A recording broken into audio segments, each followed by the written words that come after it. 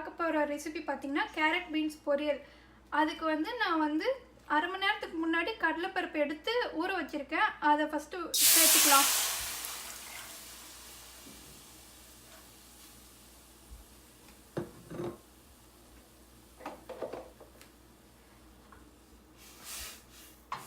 அது கொஞ்சமாக குக் ஆனதுக்கு பிறகு அப்புறம் நம்ம கேரட் பீன்ஸ் இதில் சேர்த்துக்கலாம்.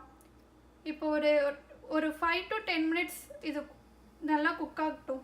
இப்போ பாருங்கள், 5 மினிட்ஸ் கழிச்சு பார்க்கலாம்.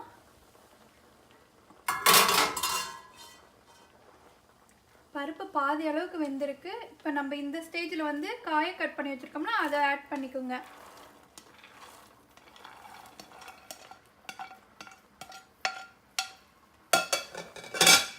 ஆட் பண்ணிட்டு உப்பு வந்து தேவையான அளவு போட்டுங்க. போட்டு நல்லா மிக்ஸ் பண்ணி இது ஒரு 5 மினிட்ஸ் வேக வைங்க. க்ளோஸ் பண்ணி வேக வச்சுருங்க. 5 மினிட்ஸ் கழிச்சு இப்போ காய் வெந்துருச்சான்னு பார்ப்போம். பாருங்கள், போட்ட தண்ணி எல்லாமே இப்போ உருகிடுச்சு, காயும் வெந்துருச்சு. இப்போ நம்ம இந்த கேப்பில் தாளித்து இதில் கொட்டிடலாம். இப்போ தவா சூடாயிடுச்சு. 3 டீஸ்பூன் ஆயில் சேர்த்துக்கோங்க.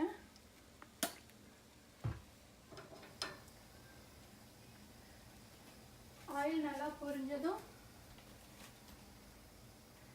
கடுகும் உளுந்து வச்சிருக்கேன், அதை சேர்த்துக்கோங்க.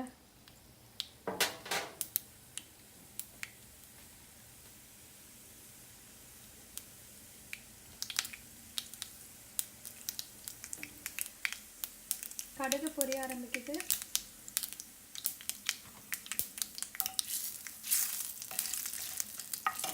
கடுகு விட்டுறாதீங்க, சிம்மில் வச்சு எப்பயுமே தாளிங்க. இப்போ கருவேப்பிலையும் பச்சை மிளகாயும் சேர்த்துக்கோங்க.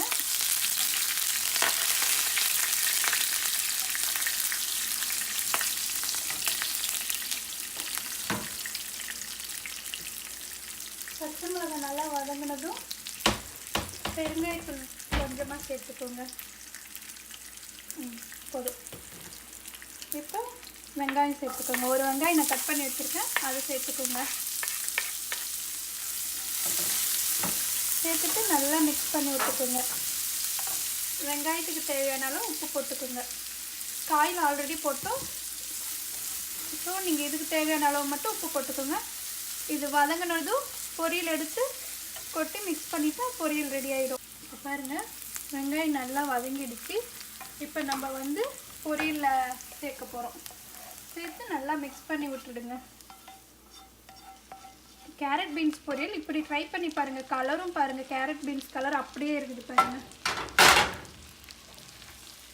இப்போ நல்லா மிக்ஸ் பண்ணி விட்டுக்கோங்க. இப்போ பாருங்கள், நல்லா மிக்ஸ் பண்ணியாச்சு. இப்போ அடுப்பு ஆஃப் பண்ணிவிட்டு துருவின தேங்காய் கொஞ்சம் சேர்த்துக்கோங்க. சேர்த்துட்டு நல்லா மிக்ஸ் பண்ணி விட்டுக்கோங்க. சுவையான கேரட் பீன்ஸ் பொரியல் ரெடி ஆயிடுச்சு.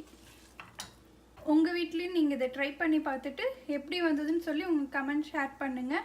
அதுக்கு முன்னாடி சேனலை சப்ஸ்கிரைப் பண்ணுங்கள். தேங்க்யூ.